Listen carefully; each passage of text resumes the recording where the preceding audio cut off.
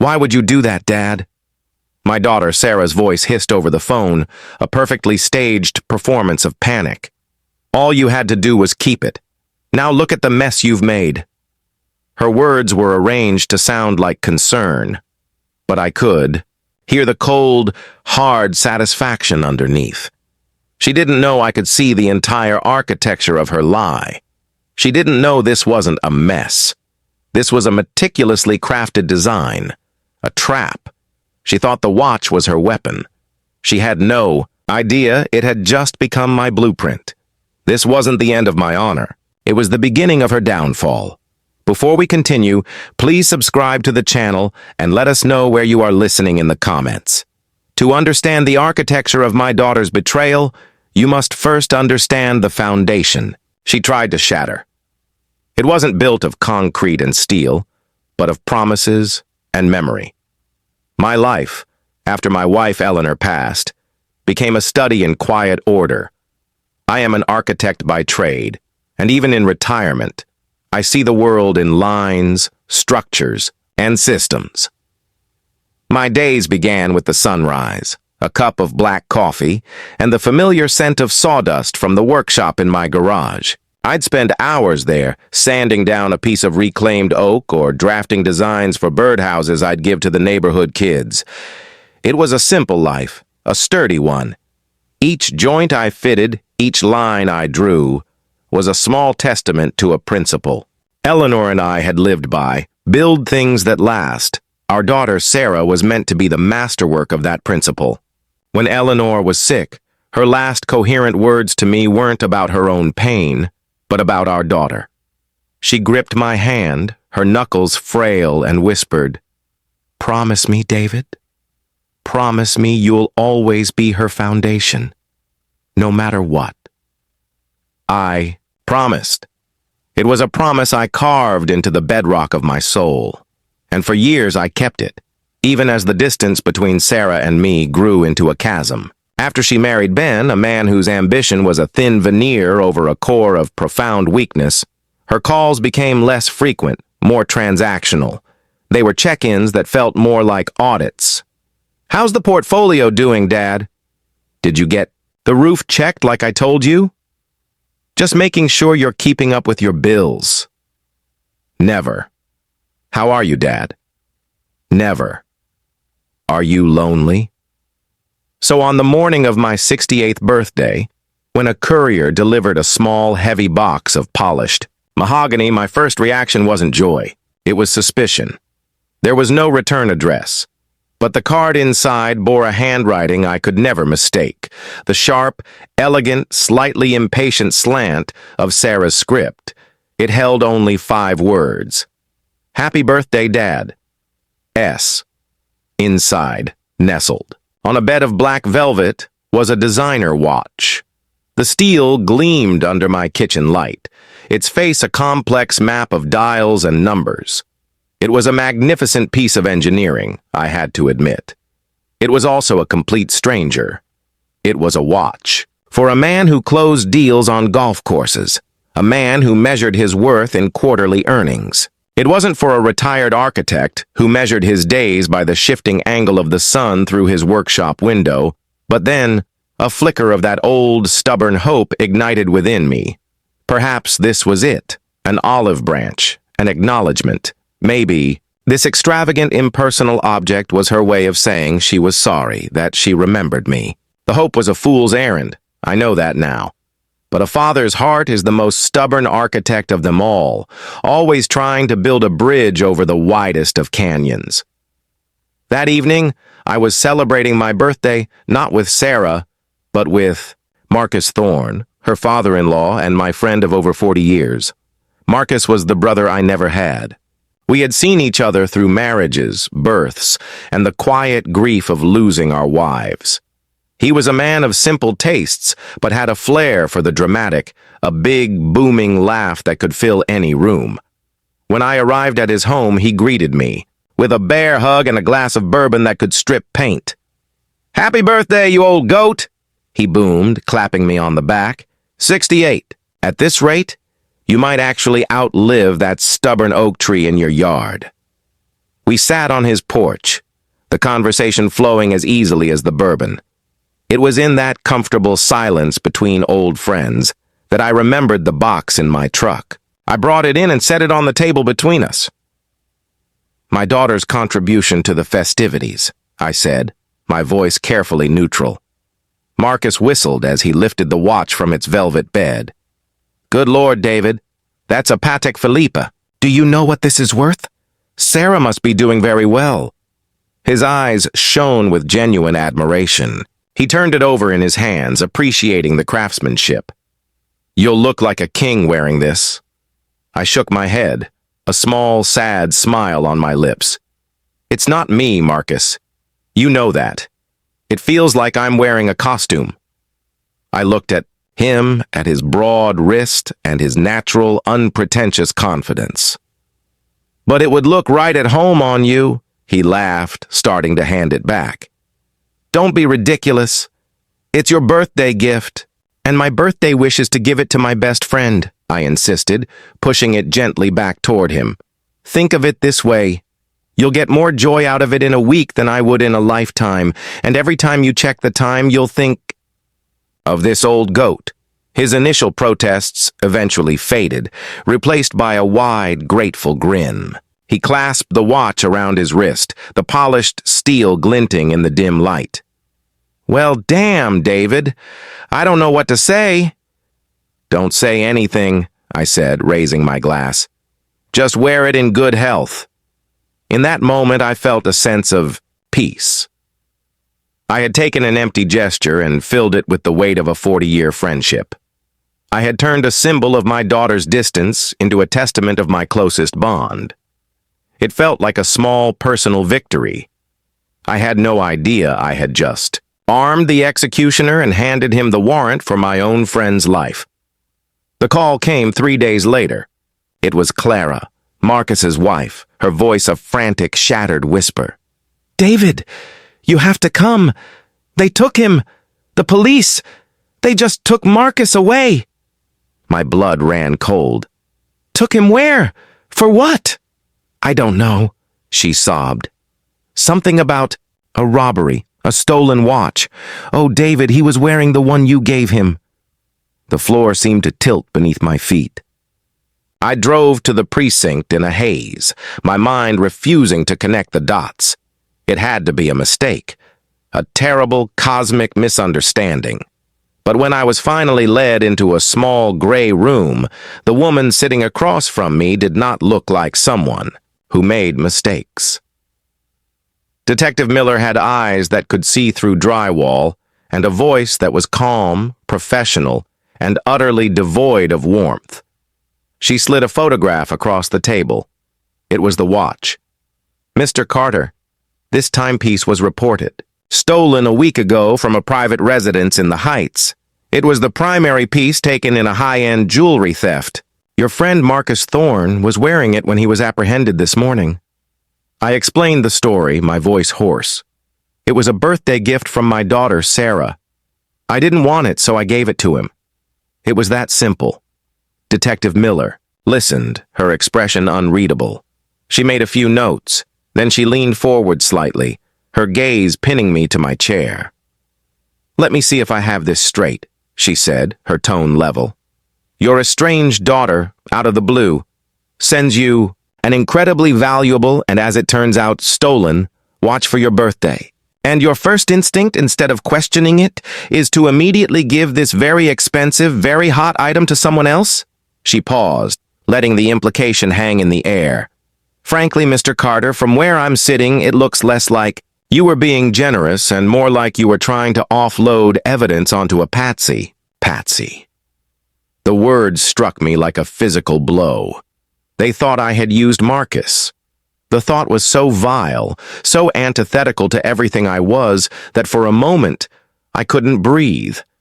And in that suffocating silence, the pieces of the puzzle began to click into place with the cold, horrifying precision of a well-oiled machine. The impersonal gift, the lack of a return address, Sarah's history of financial strain, the lifestyle she and Ben flaunted but couldn't possibly afford, the timing, The robbery happened a week before my birthday. Just enough time to acquire the item and mail it. It wasn't a misunderstanding. It wasn't a coincidence. It was a blueprint. My daughter had sent me a prison sentence in a mahogany box. She had loaded the gun, and my friendship with Marcus had pulled the trigger for her. My mind reeled. I needed to hear her voice. I needed to hear the lie for myself. I excused myself from the room, my hands trembling as I pulled out my phone. I found her number and pressed call, my thumb hovering over the screen. When she answered, her voice was bright, artificial. "Dad? What a surprise." I kept my own voice as steady as I could. "Sarah, something's happened. Marcus has been arrested." I told her about the watch, about the police, about the accusation. I gave her the opening, the chance to feign shock, to offer help, to be the daughter I still foolishly hoped existed somewhere inside the shell of the woman she'd become. There was a pause, and then came the words that confirmed everything, the words that would become the first line in the story of her downfall. "Why would you do that, Dad?" she hissed, the performance of panic kicking in. "All you had to do was keep it. It was a gift for you. Now look at the mess you've made."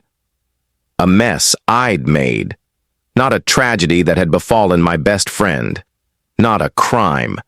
She needed to help me unravel. It was my fault, my mistake, my mess.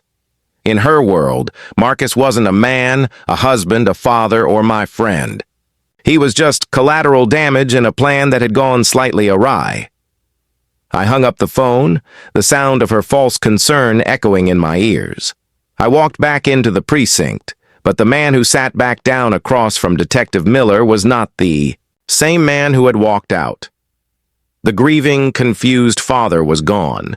In his place sat an architect who had just seen the fatal flaw in his opponent's design, and he was already drafting a new set of blueprints, ones that would lead not to a house, but to a reckoning.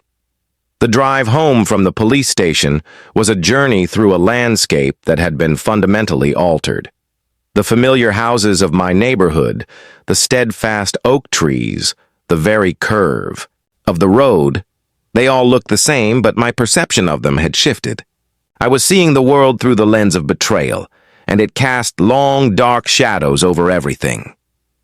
When I walked back into my house, the silence that was once my companion now felt like an accomplice to my daughter's crime.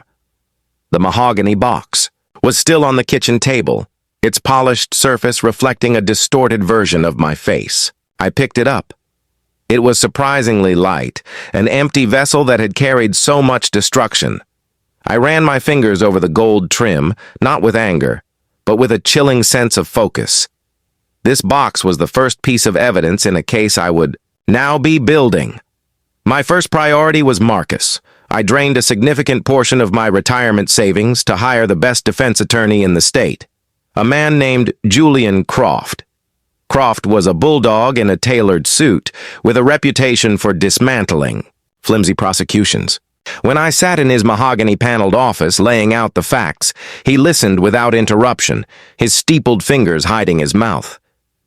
"The DA has a strong circumstantial case, David," he said when I finished, his voice a low rumble. "Possession of stolen property is 9/10 of the law. They have Marcus with the watch, and they have you, the convenient go-between who can't provide a plausible origin for the item beyond a gift from a daughter you barely speak to." "It's the truth," I said, my voice flat. "The truth is often the most difficult thing to prove in a courtroom," Croft replied, his eyes sharp. "Right now, you both look guilty. Our only way out is to prove a third-party conspiracy. We have to prove that your daughter, Sarah, orchestrated this. But to do that, we need more than your gut feeling. We need evidence. We need motive. Motive." The word hung in the air. I knew the motive. It wasn't just about framing me for a crime. That was only the means to an end. The true goal was my estate. "If I were convicted," declared a felon, "my ability to manage my own affairs would be called into question. Sarah, as my next of kin, could petition for conservatorship. She wouldn't have to wait for me to pass. She could seize control of everything. I owned while I was still alive, locked away in a cell. The watch wasn't a trap to send me to prison. It was a key to unlock my vault. That night, I descended into the basement, a place I hadn't spent much time in since Eleanor passed. It was our archive, a library of a life lived. Boxes of photos, old tax returns, warranties for appliances long since replaced, and in a fireproof safe behind a stack of old canvases, I kept the important documents: the deed to the house, my investment portfolio, Eleanor's life insurance policy, and my will. I spread the documents out on an old workbench under the stark glare of a single bare bulb. The numbers stared back at me, a quiet summary of a lifetime of hard work and careful planning. The house, paid off. A healthy retirement fund. A life insurance policy with a payout that would ensure Sarah would be comfortable for the rest of her life. I had built this financial fortress not for myself, but for her. It was supposed to be her foundation, the one Eleanor had made me promise to provide. Instead, it had become her obsession. I remembered a conversation from a year ago. Sarah and Ben had come over for dinner, a rare occasion. The small talk was stilted, forced. Then, over dessert, Ben had casually brought it up. "We were looking at a house over in the Equestrian Estates, David, a real forever home. The only thing is, the market's so competitive. Getting the down payment together is a challenge."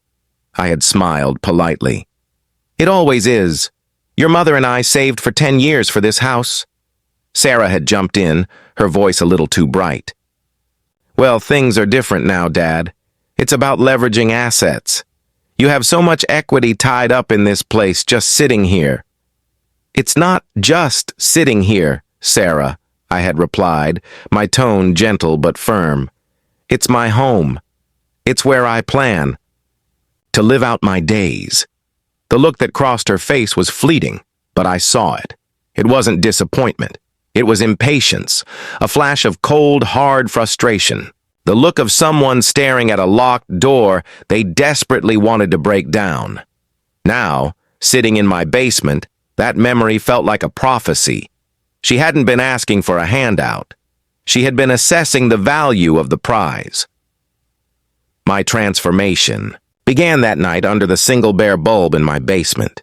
The grieving father, the hopeful man who looked for olive branches in empty boxes, was laid to rest. An architect took his place, an architect of justice. And every architect knows you cannot build a new structure without first surveying the land and understanding the materials you have to work with. My first material was information. Sarah believed my life was an open book she could read at her leisure. She had no idea I had a private library. For the next week, I became a ghost. I started with their finances. It wasn't difficult. Sarah had once, in a moment of feigned daughterly concern, helped me set up my online banking and had conveniently linked one of her credit cards to my account for emergencies. She assumed I was too old to understand the digital paper trail. She was wrong. I saw the emergencies. A $5,000 handbag from a designer boutique, a weekend trip to a Napa Valley spa, car payments on a new imported sedan that was far beyond their means. They weren't just in debt, they were drowning in it. They were living a lie, funding a fantasy with maxed out credit cards and a prayer that something, or someone, would bail them out. That was the motive, clear as day. Next, I needed to understand the crime itself. I spent hours in the public library researching the jewelry theft. It was a professional job, clean and quiet. The thief had targeted a specific collection, taking only the most valuable, untraceable pieces. And one very traceable, very famous watch. The papers called it the thief's only mistake. But it wasn't a mistake. It was the centerpiece of the plan. A piece so unique it would guarantee an immediate police response. The owner of the stolen items was a reclusive tech billionaire. The police had no leads. The thief had vanished. but a thief that's skilled, that knowledgeable about high-end. Jewelry wasn't a random burglar. They had to have expertise. That's when I turned my attention to Ben. He was a manager at a high-end art and collectibles gallery. He curated exhibits. He dealt with wealthy clients. He would know about private collections. He would know about their security. He would know which pieces were famous enough to trigger an alarm with law enforcement. He was the weak link. Sarah was the architect, but Ben was the contractor. He had the knowledge and the access. I was sure of it. Now I had a theory. But a theory is just a blueprint. To build a case, I needed materials. I needed proof. And to get that, I had to lay a trap of my own. I had to build a structure so tempting that Sarah's greed would compel her to walk right into it. The plan began with a phone call. I dialed Sarah's number, but this time I wasn't the confused father seeking answers. I was an actor taking the stage.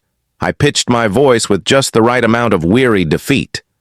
"Sarah," I began, letting a sigh hang in the air. "It's Dad." "Dad?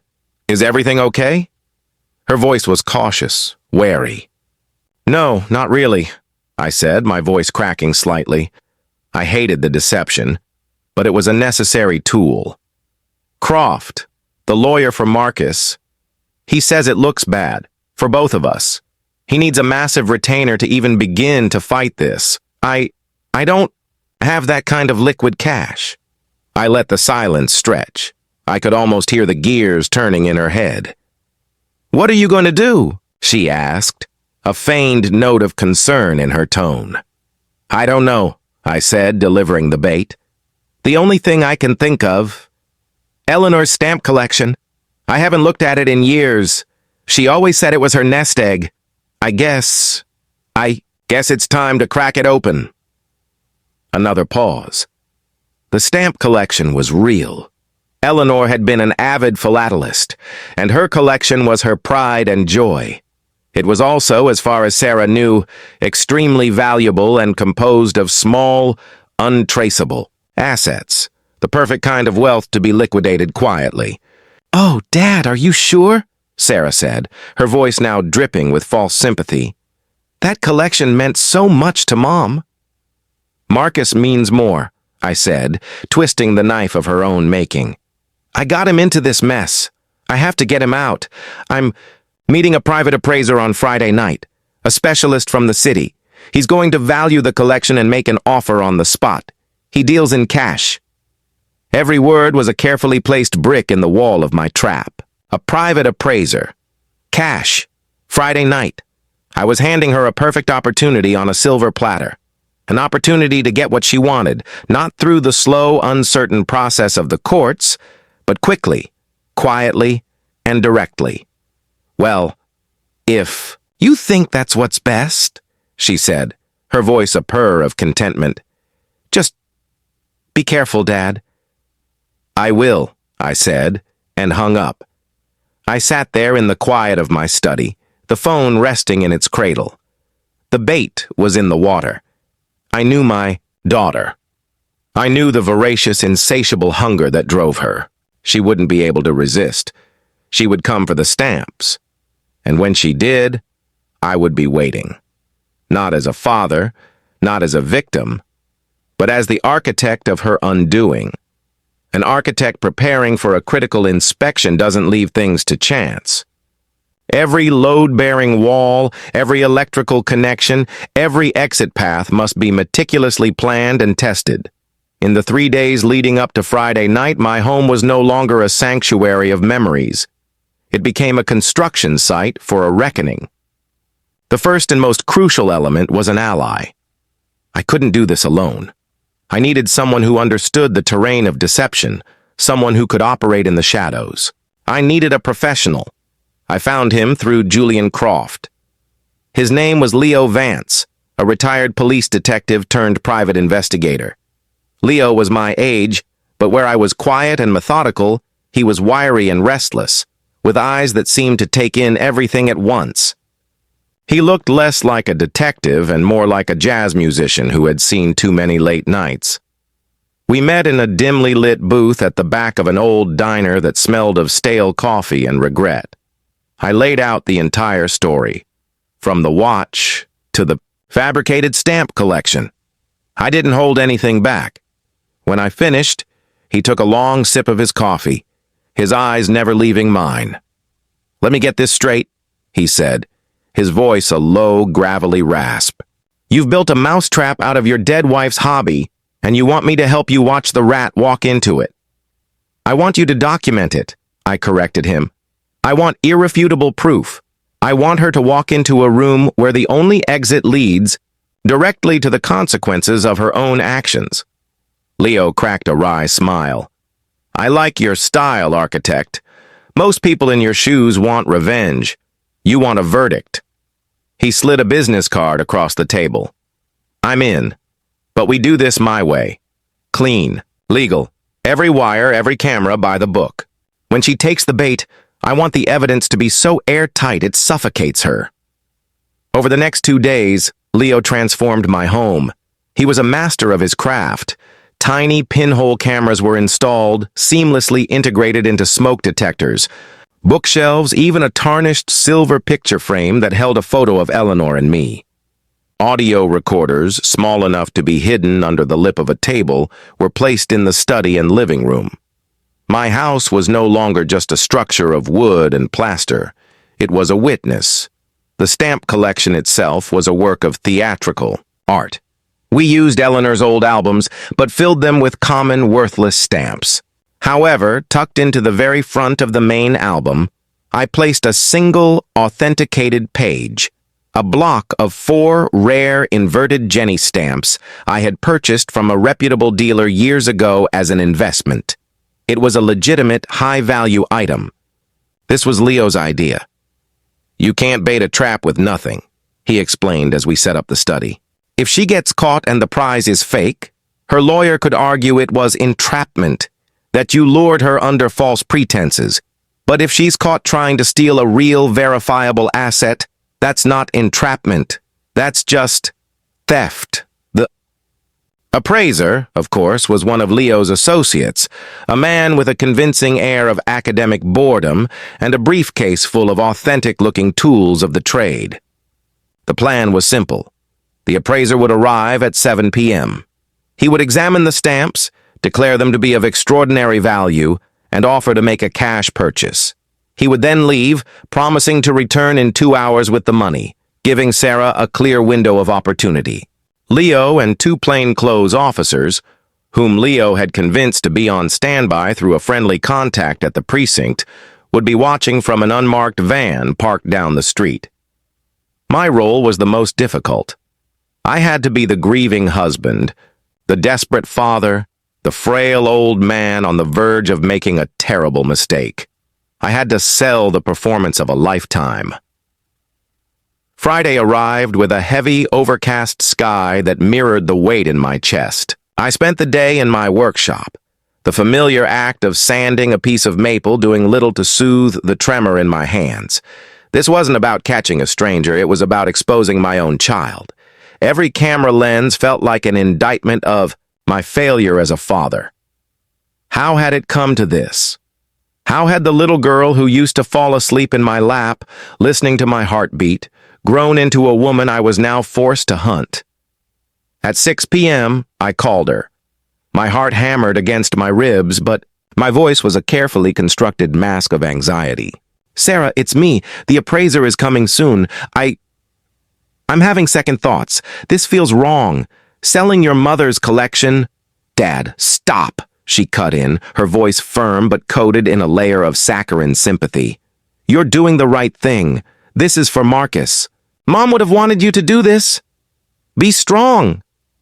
Be strong. The irony was a bitter pill.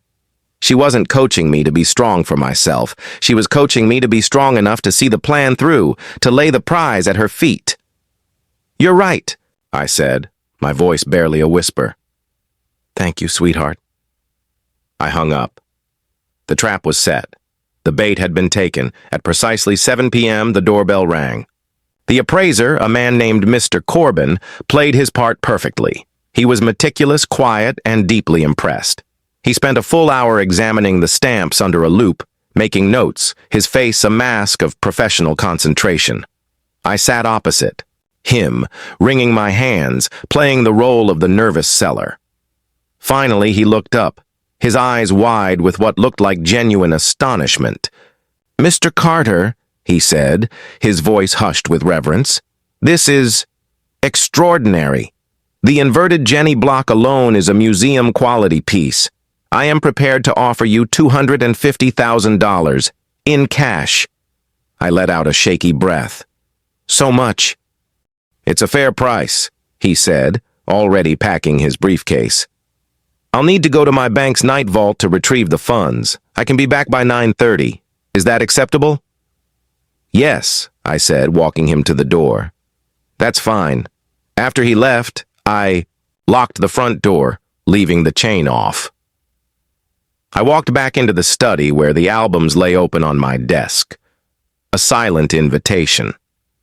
Then I went into the kitchen, poured myself a glass of water, and sat at the table in the dim light. My back to the hallway. I was the sentinel, the anchor, the final piece of the design. All I had to do was wait. The silence in the house was absolute. It was a silence that buzzed with anticipation. Every creak of the old house, every rustle of leaves outside the window, sent a jolt through my nervous system. At 8:45, I heard it. A faint click from the back door in the utility room, a lock I knew for a fact was old and easy to pick. Ben's work, no doubt. He was the clumsy one. Footsteps, light and stealthy, moved through the house. I didn't turn. I kept my eyes fixed on the reflection in the dark kitchen window. I saw two shadows emerge in the hallway, moving with a predatory grace. They were dressed in black, faces obscured by ski masks. They paused, listening. Then, confident. The house was empty. They moved directly toward the study. My heart was a jackhammer in my chest. This was it, the point of no return. I could hear them in the study, a soft rustle of paper, the quiet click of the album cover closing.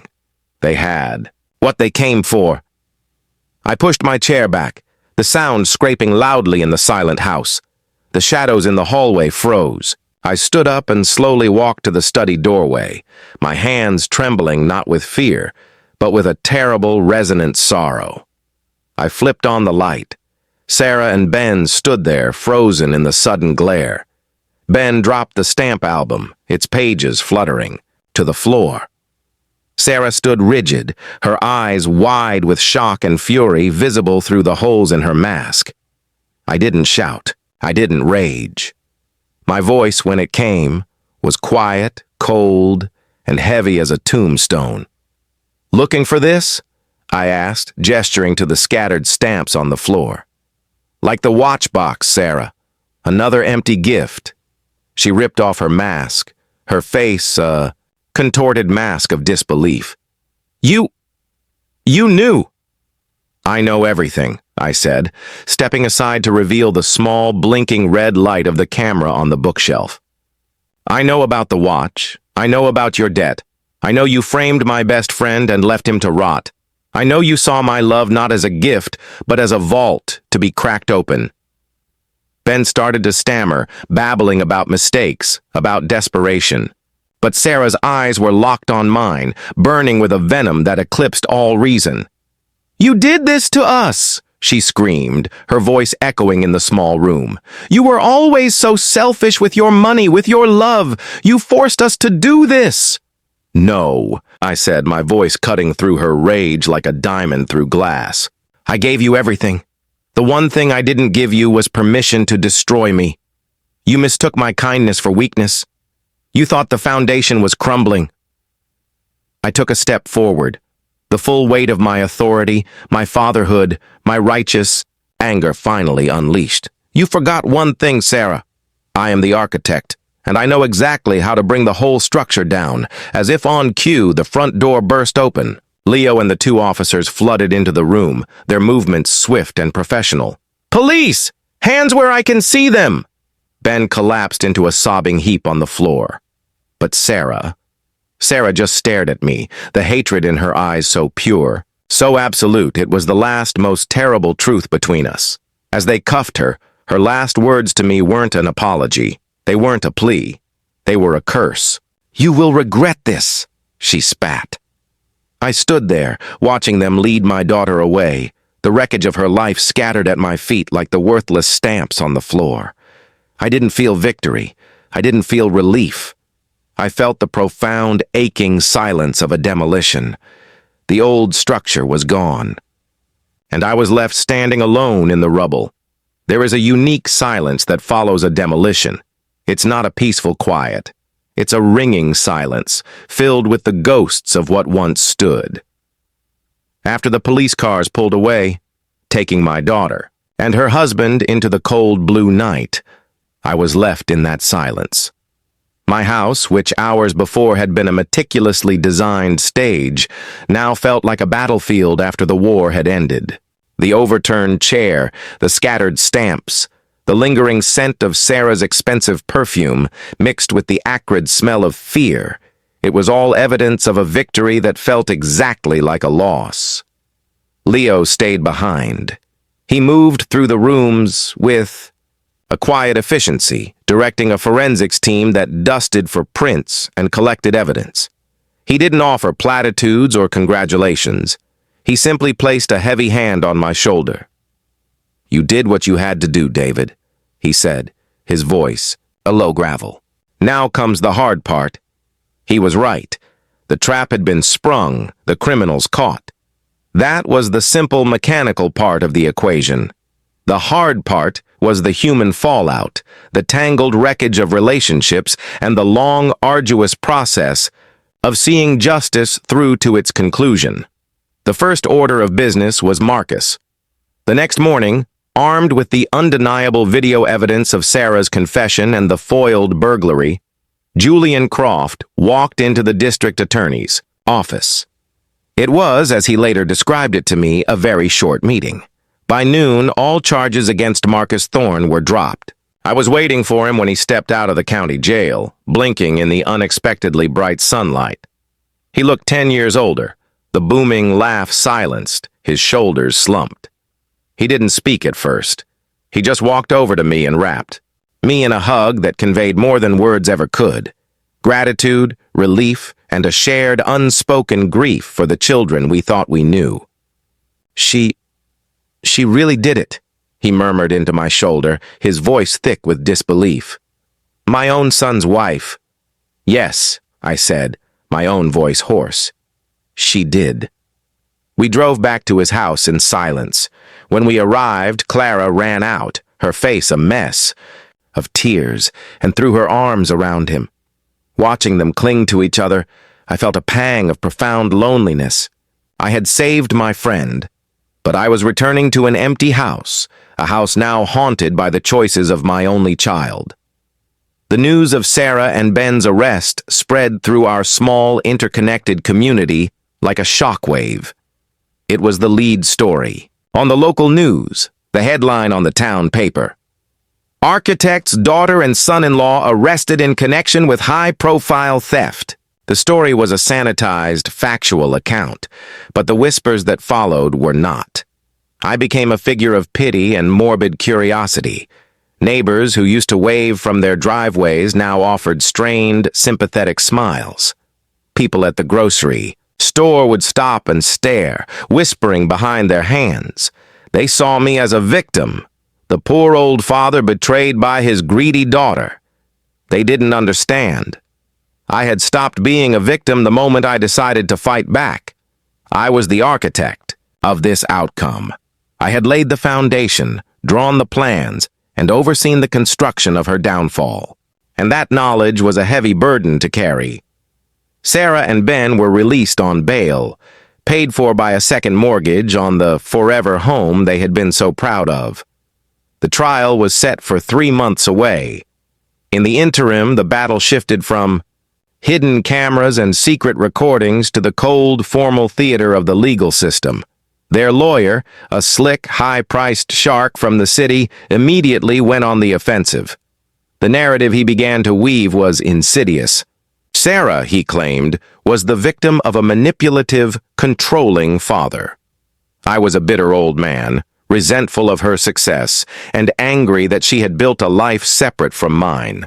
The watch, he argued, was a genuine gift that she had been tragically duped into buying. The break-in? A desperate, misguided attempt by a loving daughter to retrieve a sentimental family heirloom, the stamp collection, that her confused and unstable father was threatening to sell. It was a masterful work of fiction designed to prey on societal tropes of aging and dementia. Every word was a carefully chosen poison, intended to discredit me, to paint me as an unreliable narrator in my own life story. The first time I heard this narrative, sitting in Croft's office as we reviewed the pre-trial motions, a cold fury, unlike anything I had ever felt, settled in my chest. She wasn't just denying her crime. She was trying to steal my sanity, my memory, my very identity. She was attempting a second demolition, this time not of my finances, but of my character. "This is her strategy," Croft said, tapping a pen on the legal brief. "She's going to put you on trial, David. She'll dig into every aspect of your life, looking for any sign of weakness, any lapse in memory, any eccentric behavior she can twist into proof of incompetence." "Let her dig," I said, my voice quiet but hard as steel. An architect's foundations are built to withstand inspection. And so, I began to prepare for a different kind of construction. I started a new journal, this one not for tracking my daughter's movements, but for documenting my own life, my own clarity. I chronicled my daily routines, my conversations, my work in the workshop. I made copies of my financial records, my medical checkups, all of which showed me to be in perfect health, and my architectural plans. I was building a fortress of facts, a structure of truth so solid that her lies would simply shatter against it. During this time, Sarah tried to contact me. She left voicemails, her voice a perfect blend of tearful remorse and gentle pleading. "Dad, please, we can fix this. My lawyer is just doing his job. It doesn't have to be this way. I miss you. I love you." Each message was a carefully crafted performance. She thought I was the same man she'd always known, a man who could be swayed by the ghost of the little girl he once loved. She had no idea that man was gone. I never answered. I never called back. I saved every message as evidence. The turning point in my own emotional journey came not in a lawyer's office or a courtroom, but in my own dusty basement. I was sorting through a box of Eleanor's old things, looking for a photograph, when my hand brushed against a small, leather-bound book. It was her garden journal. I sat on an old wooden crate and opened it. Her familiar, elegant handwriting filled the pages. She wrote about the challenges of getting the roses to bloom, the battle against the aphids on the tomatoes, the simple joy of watching a seed sprout into something real and alive. On the last page, written just a few weeks before she passed, she had written something that wasn't about gardening at all. "A foundation is not just about strength," she wrote. "It is about purpose. It exists not for itself, but to hold up what is beautiful, what is meaningful. And when a storm comes and tries to tear down the house, it is the foundation's duty not just to stand, but to stand for something." Tears streamed down my face, the first I had shed since this nightmare began. They weren't tears of sadness, but of understanding. Eleanor's words were a message from the past, a final blueprint. My purpose wasn't revenge. It was to protect the very idea of truth and honor that we had built our lives upon. It was to stand for something. I closed the journal, my resolve, hardening from cold fury into something more durable, more lasting. I was no longer just the architect of Sarah's downfall. I had to become the architect of my own legacy. I started by visiting Marcus. He was a shadow of his former self, the legal battle and the public humiliation having taken their toll. The charges were dropped, but the stain remained. "They look at me differently now, David," he said, staring into a glass of bourbon he hadn't touched. At the club, at the market, they see the mugshot from the paper, not the man they've known for 30 years.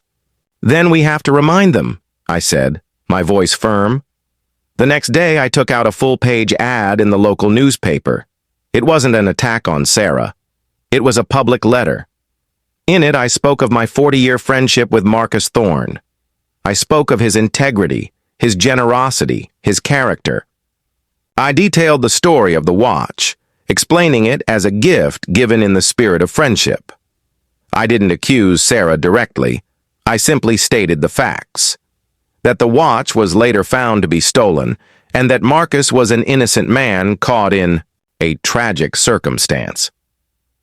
I finished by announcing the establishment of the Eleanor Carter Foundation for Community Integrity, a charitable fund dedicated to providing legal aid to those falsely accused of crimes. My first donation, I wrote, was in honor of Marcus Thorne. The ad was a calculated risk. Sarah's lawyer would call it an attempt to sway public opinion, but that wasn't its purpose. Its purpose was to begin rebuilding, to lay a new foundation, not just for myself, but for my friend. It was a statement that honor once damaged could be repaired not with silence, but with a bold public affirmation of truth. It was the first brick in my new design, and I was just getting started. The newspaper ad landed like a well-placed stone in a still pond, and the ripples spread further than I could have anticipated. It did exactly what I intended. It reframed the narrative. Suddenly, the story wasn't just about a greedy daughter and a foolish father. It was about loyalty, integrity, and a quiet act of defiance against injustice. Marcus called me the day it was published, his voice thick with emotion for the first time in weeks. "David," he said, "people are calling. Old friends. Even people I barely know. They're offering support. You gave me my name back." "Your name was never gone, Marcus," I told him. "It was just obscured by lies. Sometimes all you need to do is turn on a light." But the ad did more than just bolster my friend. It served as a warning shot to Sarah and her legal team. It was a declaration that I would not be playing defense. I would not be a passive old man waiting for a verdict. I was an active participant in this story, and I would control the narrative. Her lawyer, as expected, filed a motion to have me gagged, claiming I was attempting to poison the jury pool. The judge, a pragmatic woman named Esther Ruiz, denied the motion.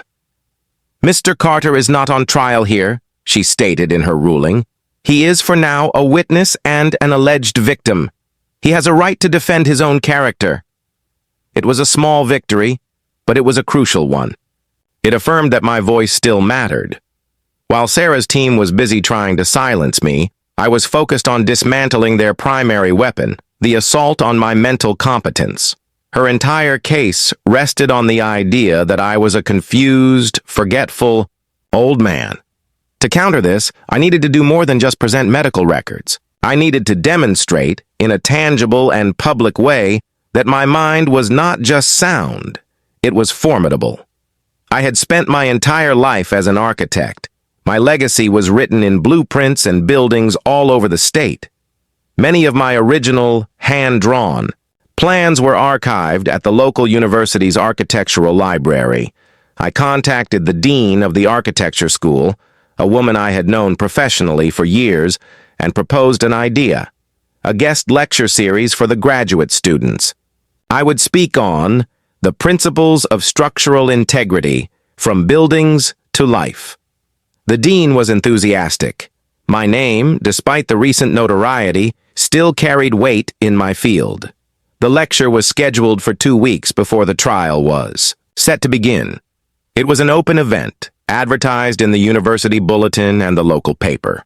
It was a quiet, academic affair on the surface, but its true purpose was strategic. It was a public exhibition of my mind. For the next month, I threw myself into preparing for that lecture. I unearthed my old drafts, my structural calculations, my notes on material stress and environmental load. The work was invigorating. It reconnected me to the man I was before all of this, A man who built things, a man who solved complex problems.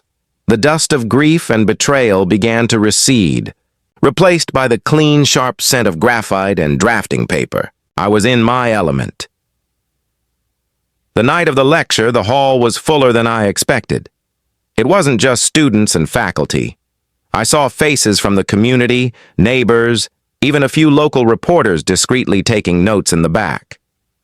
Marcus and Clara were in the front row, their presence a silent pillar of support. I walked to the podium, not with a cane, but with a roll of my original blueprints for the city's central library, a project I had led 30 years prior. I didn't use notes. I spoke for 90 minutes, moving from the technical specifics of cantilevered beams and tensile strength to broader philosophical points about balance, purpose, and the importance of a solid foundation. I was fluent, passionate, and precise.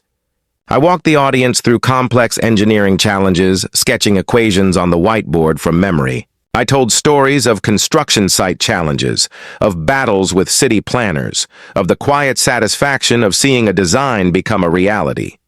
I ended the lecture with a slideshow. The final image was a black and white photograph of the library's grand reading room, sunlight streaming through the high arched windows. A building is not merely a shelter, I said, my voice resonating in the quiet hall. It is a testament to the principles that hold it up. It must be designed to withstand not just the predictable pressures of weight and weather, but also the unpredictable shocks of time and change. The same is true of a life. The same is true of one's character. Integrity isn't a decorative element you add at the end. It is the core material. Without it, no matter how beautiful the facade, the structure is doomed to collapse. The applause was sustained and genuine. After the lecture, as students and old colleagues crowded around to shake my hand, I saw Julian Croft standing near the back of the room. He wasn't smiling, but his eyes held a look of profound satisfaction. "Well, David," he said as I approached, "I believe you just delivered our opening statement for the trial." The lecture had its intended effect. The newspaper report the next day focused not on the scandal, but on the master architect's triumphant return. It spoke of my sharp analytical mind and unwavering command of the subject. It was a subtle but powerful shift. The image of the confused old man was beginning to crack. Meanwhile, Sarah was growing more desperate. Leo's surveillance, though more distant now, reported that the arguments between her and Ben were becoming more frequent, more volatile. The financial pressure was mounting, their high-priced lawyer was expensive, and their assets were frozen pending the outcome of the trial. The fantasy life they had built was crumbling around them. It was during this period that I unearthed another tool, another piece of the past that could be repurposed for the present. Years ago, after a particularly profitable project, Eleanor and I had set up a small, private, charitable trust. It was modestly funded, designed to provide small grants for local historical preservation projects. It was our quiet way of giving back. After Eleanor's death, I had let it go dormant, but the legal structure was still in place, and crucially, its assets were legally separate from my personal estate. They were untouchable. I met with the trust's administrator and reactivated it. I then made a significant and very public transfer of a large portion of my liquid assets into the trust. It was a move that served two purposes. First, it protected a substantial part of my wealth, moving it beyond Sarah's potential reach, even if her wild claims of my incompetence were to gain any traction. Second, and more importantly, it was another public statement of my values. I issued a press release through the Eleanor Carter Foundation, announcing a new initiative to be funded by the trust, the Architectural Heritage Grant. The grant would fund the restoration of the town's oldest buildings, the ones with the deepest foundations. The symbolism was deliberate. While my daughter was trying to tear down my life for profit, I was busy preserving the history and integrity of our community. This move infuriated Sarah.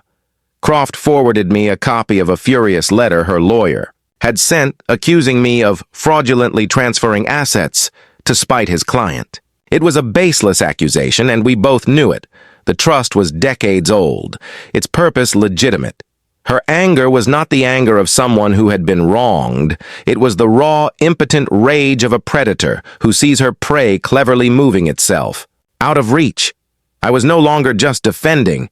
I was fortifying. I was taking the very things she lusted after, my money, my assets, and transforming them from a target into a shield and then into a weapon of public good.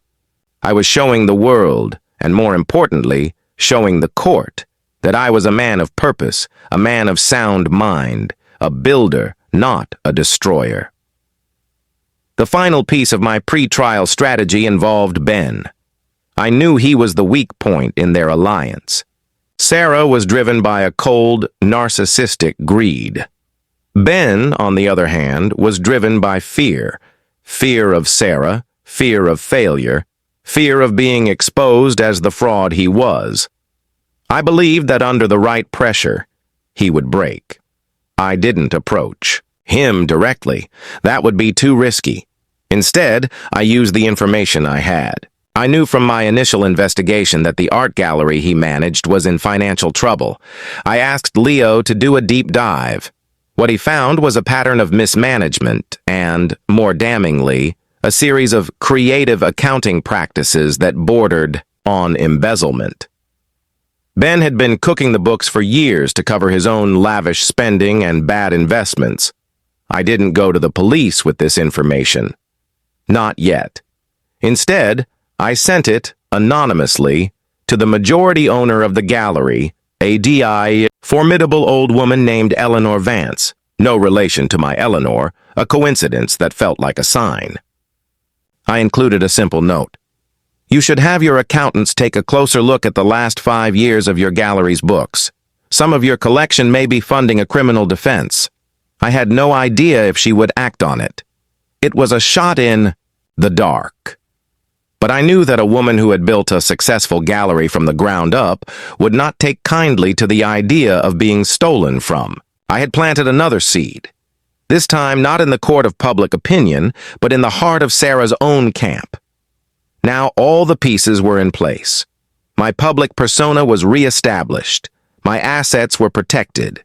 A wedge had been driven into my daughter's alliance. I had built a new structure, a fortress of truth and strategy. All that was left was to wait for the trial, to wait for Sarah to walk onto the stage I had so carefully set for her. The turning point was no longer a single moment. It had become a process, a slow, deliberate, architectural reshaping of the battlefield. The storm was coming, but this time, I wouldn't just be standing on the foundation. I would be the foundation. A courtroom is a type of theater. Each side presents a story, and the jury is the audience, tasked with deciding which narrative is more believable. Sarah's lawyer opened with a performance worthy of a Broadway stage. He painted a portrait of a daughter in anguish, a successful, modern woman burdened by the erratic and paranoid behavior of an aging father. He spoke of my isolation, my resentment of her marriage, my hoarding of family assets. He presented me as a man lost in the fog of his twilight years, a man who would invent a conspiracy to punish his daughter for simply trying to care for him. When Sarah took the stand, she was the picture of sorrowful duty.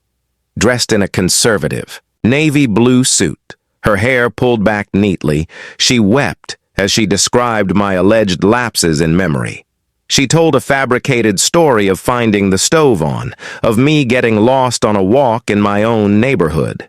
She spoke of the watch as a desperate, loving attempt to reconnect, a gift she had saved for months to afford. Her tears were perfectly timed, her voice cracking with manufactured grief.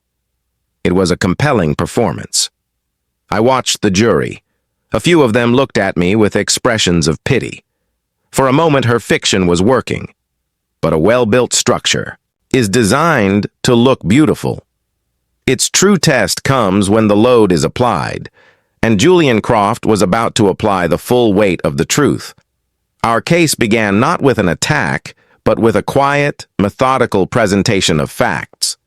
Croft called my doctor, who testified to my excellent cognitive health.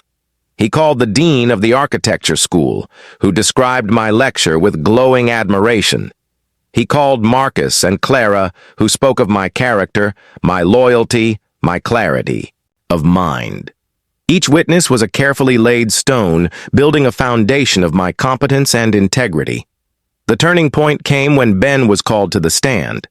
As he walked past the defendant's table, he refused to meet Sarah's gaze. He looked pale, haunted. Croft began gently, asking about his job, his finances. Ben answered in monosyllables, his voice barely audible. The gallery owner, Eleanor Vance, had indeed launched a full forensic audit. Ben knew he was trapped.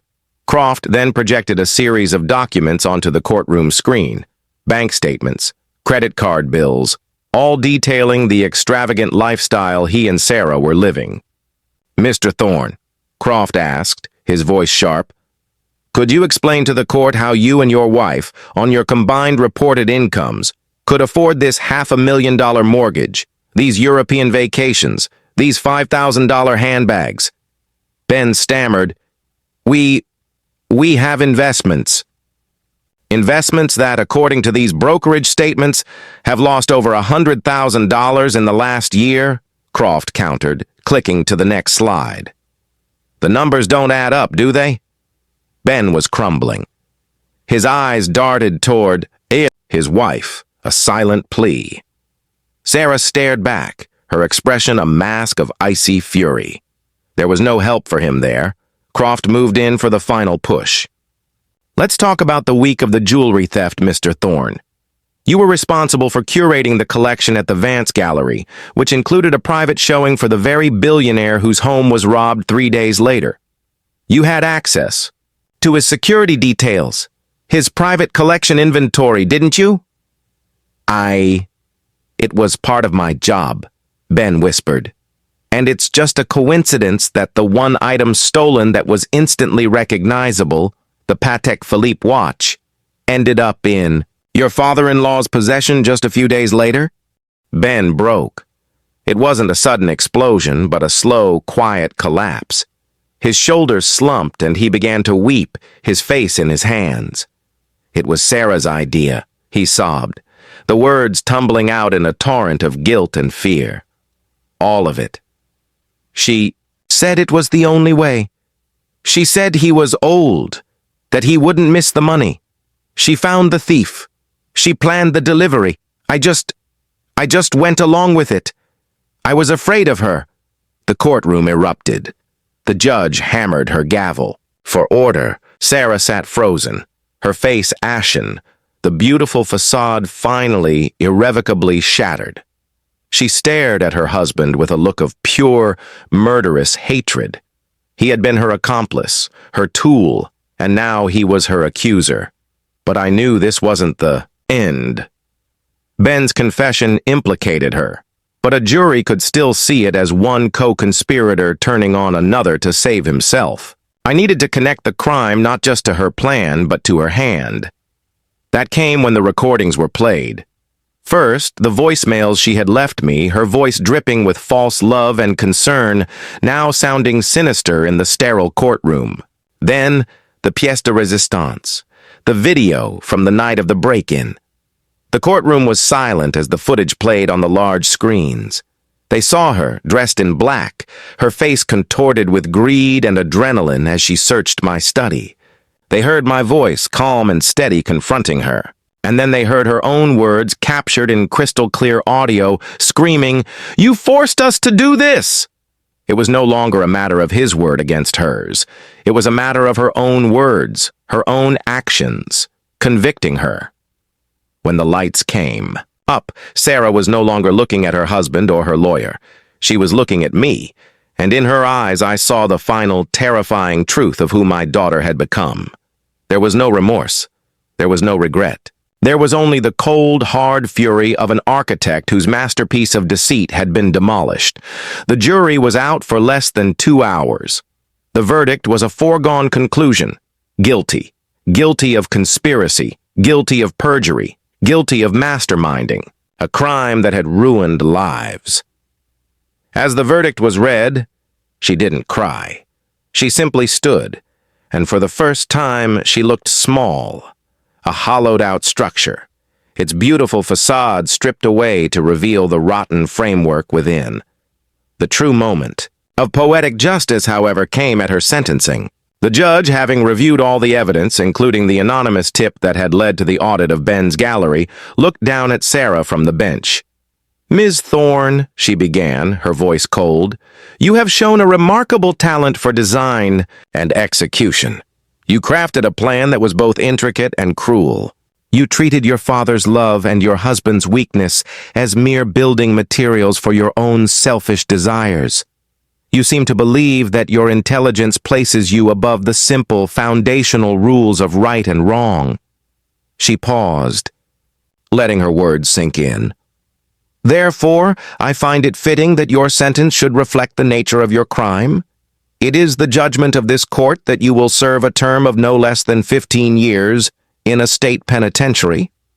Furthermore, all assets acquired during your marriage will be liquidated to pay restitution, first to the victim of the theft, and second, to cover the legal fees of the man you so ruthlessly tried to frame, Mr. Marcus Thorne."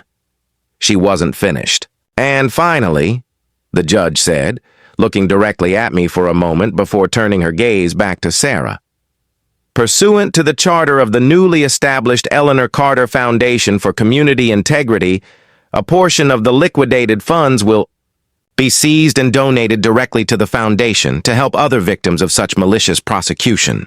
Sarah's head snapped up, her face a mask of utter disbelief. The very money she had committed these crimes to obtain would now be used to fund a legacy of integrity in her mother's name, a legacy dedicated to fighting people exactly like her. She had tried to steal my future. Instead, the law, in its beautiful, structural irony, had forced her to fund it. I walked out of the courtroom and into the sunlight. I didn't look back. There was nothing left to see. The demolition was complete. The ground had been cleared. Now, finally, the work of rebuilding could begin. And this time, I would be building not just for myself, but for a purpose that would outlast us all. The turning point was over. The storm had passed. And the foundation, my foundation, had held. Victory in a courtroom doesn't sound like a cheering crowd. It sounds like the click of a closing door, the shuffle of legal papers, and the profound, ringing silence that follows. As I walked away from the courthouse, I didn't feel a surge of triumph. I felt a seismic shift, the settling of a foundation after a long and violent tremor. The structure of my life had been tested to its breaking point, and it had held. That, I realized, was the true display of power, not the destruction of my enemy, but the endurance of my own integrity. The weeks that followed the sentencing were a strange mixture of public vindication and private grief. The story was everywhere, but the narrative had been cemented in my favor. I was no longer the confused old man, but the mastermind architect who had outwitted his own daughter. I received letters from strangers, people who had followed the case and felt a connection to my story of quiet defiance. They saw it not as a family drama, but as a parable for our times, a story of an older generation refusing to be discarded by a younger one that valued inheritance over honor. But in the quiet of my home, these public accolades meant little. The house was the same, but different. The ghosts had been exorcised, but their absence left an echo. Every time I walked past Sarah's childhood bedroom, I felt a pang, not of anger, but of a deep, abiding sorrow for the little girl who had gotten lost somewhere on the road to womanhood. The climax of our story hadn't been a single moment of confrontation. It was this lingering, complex aftermath where I had to learn to live with the choices I had made. My first act of rebuilding was not for myself, but for Marcus. The liquidation of Sarah and Ben's assets was a slow, bureaucratic process. While the court had ordered restitution, it would be months, perhaps years, before he saw a dime. The legal battle had decimated his savings and, more damagingly, his spirit. He had won his freedom, but he felt like he had lost the final chapter of his life to a fight he never asked for. I went to his house one afternoon and found him sitting on his porch, staring blankly at the street. The booming laugh I had known for 40 years was gone. "The bank called," he said, his voice flat.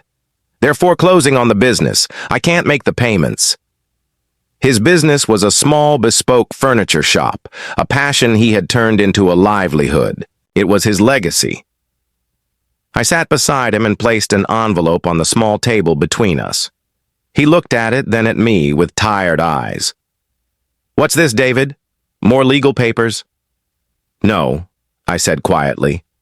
"It's a blueprint." He opened it. Inside was a cashier's check for the full amount of his outstanding business loan and a one-page document.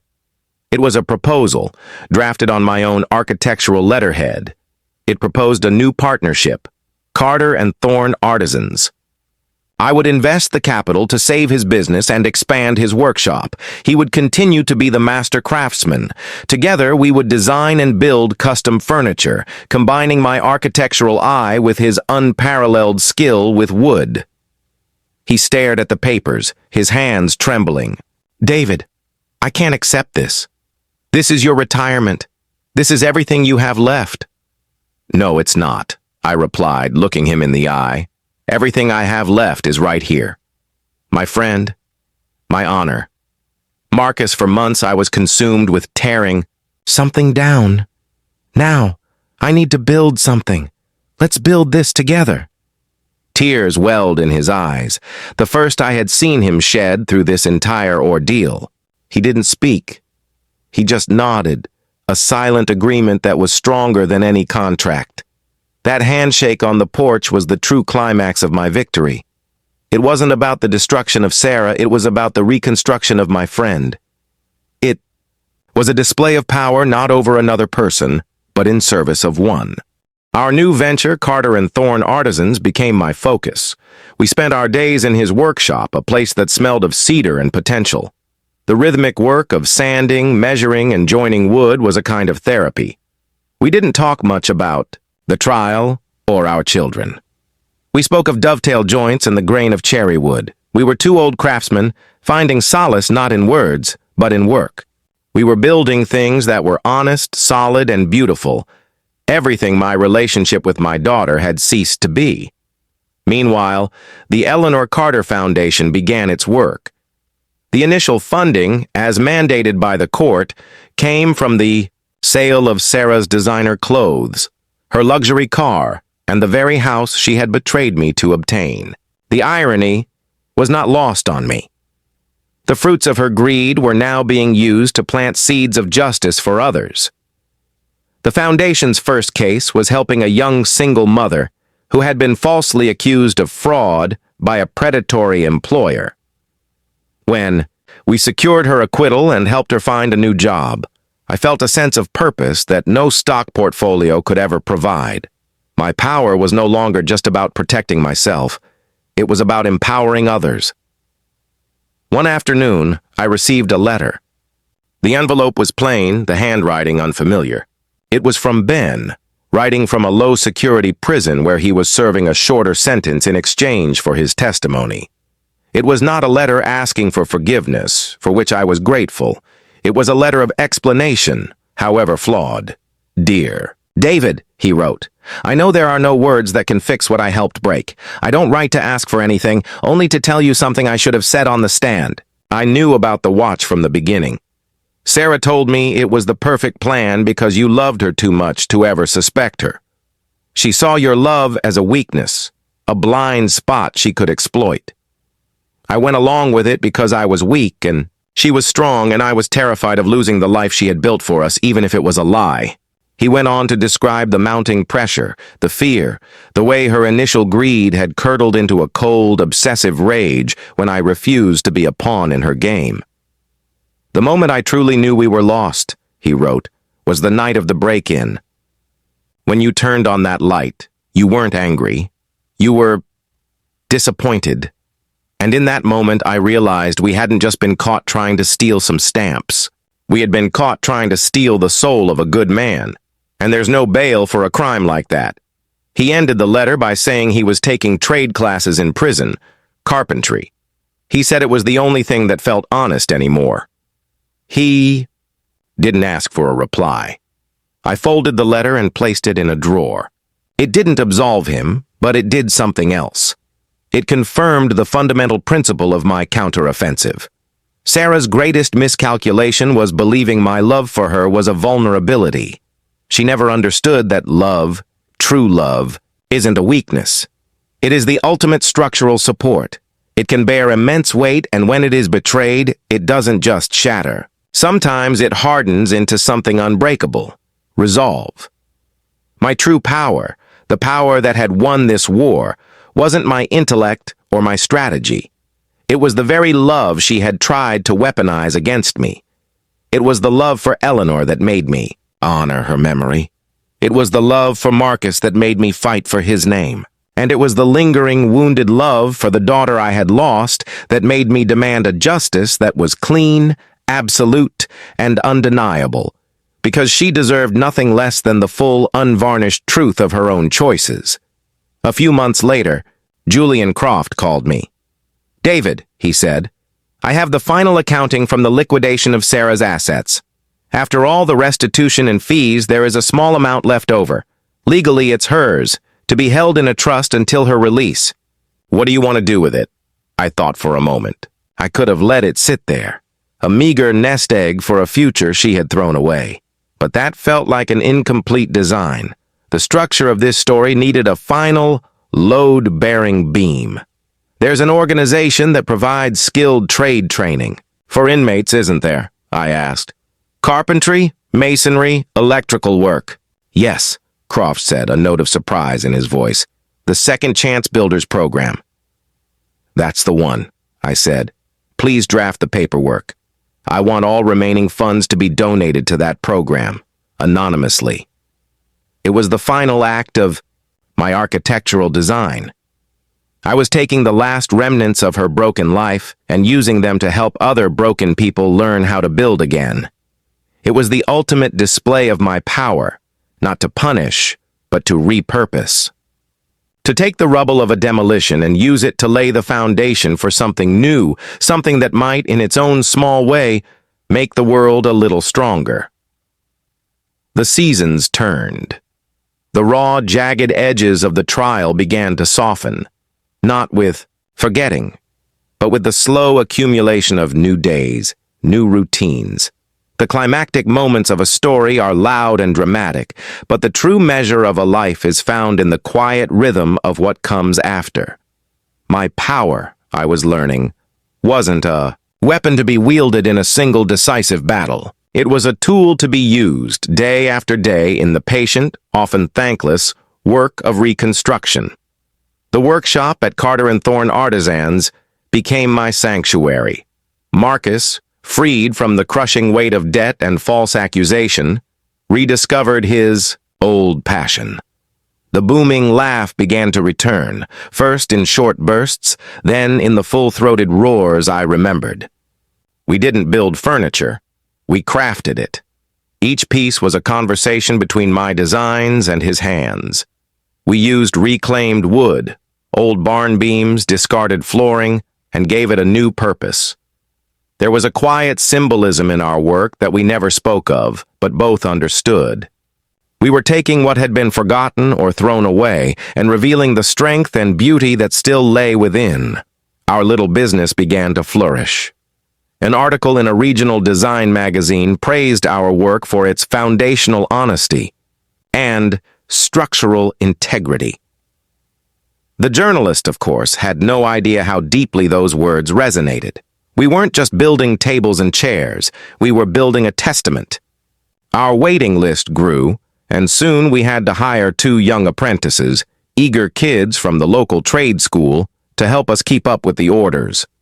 One of them, a quiet boy named Kevin, reminded me of myself at that age, more comfortable with a blueprint than a conversation. I took him under my wing, teaching him the principles of architectural drawing, the delicate balance between form and function.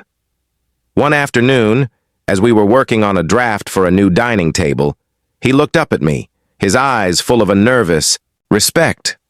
"Mr. Carter," he said, "my mom told me about your foundation, the one that helps people. She said you're the reason her friend Mrs. Gable didn't lose her house last month." I paused, my pencil hovering over the page. I remembered the case. A widow who was being swindled by a predatory contractor. The Eleanor Carter Foundation had provided the pro bono lawyer who had stopped it. "Your mother's friend is a good woman," I said simply. "She just needed a stronger foundation to stand on." Kevin nodded, but his eyes lingered on me. "My mom says you're like a real-life superhero."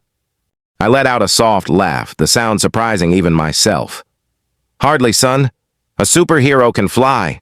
I'm just an old man who understands that the most important structures aren't made of wood or steel. They're made of truth." That small moment, that simple acknowledgement from a young boy, felt more validating than any legal victory. This was the real climax. It wasn't about Sarah's fall.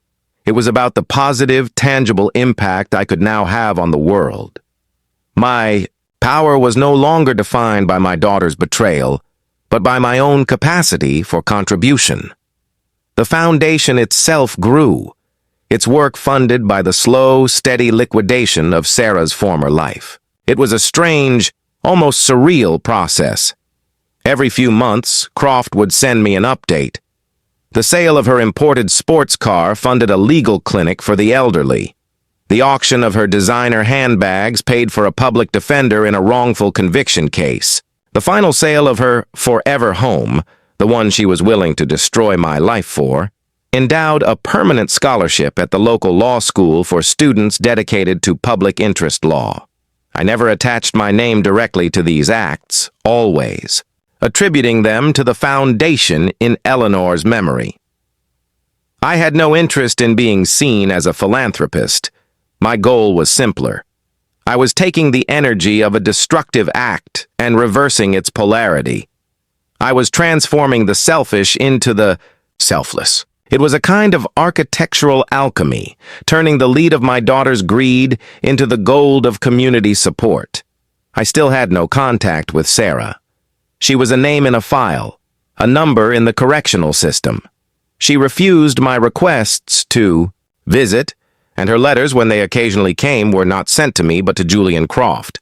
He would summarize them for me. They were bitter, rambling missives filled with accusations and self-pity. She blamed everyone, Ben for his weakness, her lawyer for his incompetence, the judge for her bias, and me, always me, for my cruelty. There was no remorse, no flicker of self-awareness. She was trapped in the prison of her own narrative, a structure of lies from which she could not or would not escape. The only connection I had to that part of my life was through the letters I continued to receive from Ben. He wrote every month, his handwriting slowly improving, becoming steadier. He didn't write about Sarah or the trial. He wrote about his carpentry class. He described the challenge of a mortise and tenon joint, the satisfaction of a perfectly planned surface. He sent me a small, crudely made but heartfelt wooden bird he had carved. "It's not very good," he wrote, "but it's the first thing I've made with my own hands that feels honest." I placed the small wooden bird on the windowsill in my workshop. It sat there among my precise architectural models, a clumsy but poignant reminder that even in the most broken places, the desire to build, the need to create something real, could survive. It wasn't forgiveness, not yet, but it was a sliver of understanding. The true display of my new power came on a quiet Tuesday afternoon. A young woman named Maria came to the Eleanor Carter Foundation. She was a single mother, her face etched with worry. Her father, an aging immigrant who spoke little English, had been convinced by a distant relative to sign over the deed to his small family home. It was a classic case of elder abuse and fraud. She had gone to the police, to legal aid, but no one had the resources to fight a complex, document-heavy civil case. She was hopeless. I sat with her in the small office we had set up above the workshop. I listened to her story. I looked at the forged documents she had brought, the clumsy signature meant to mimic her father's hand, and I saw my own story reflected in her eyes. The same disbelief, the same pain, the same violation. I didn't just refer her to one of our lawyers. I took on her case personally, not as a lawyer but as an architect. I spent the next 2 weeks dissecting the fraud. I analyzed the forged signature, pointing out the subtle hesitations and unnatural strokes that I now knew so well. I created a timeline, a clear, logical blueprint of the deception. I gathered affidavits from neighbors. I built a case so clear, so structurally sound, that it was undeniable. When we presented our findings to the district attorney, he took the case. The relative was charged. The deed was restored to her father. A few weeks later, Maria and her father came to the workshop to thank me. He gripped my hand, tears in his eyes, speaking in Spanish that I didn't need a translator to understand. It was the universal language of gratitude. As they left, Leo, who had been quietly helping me with the investigation, turned to me.